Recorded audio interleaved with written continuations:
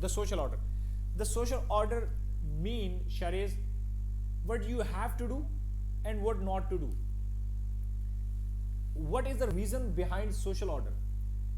Social order, simply ideology is that to maintain the stability. Okay, for example, if you are in a class, okay, Shariz, if you are in a class and if I ask you, Shariz, that you need to do this but not to do this, why I am saying that? Just to maintain the stability, just to maintain the decorum in the class. Okay, so social order, what we do, we sometime give the statement to the public that you need to do this, not to do this. The reason behind, to stabilize the society.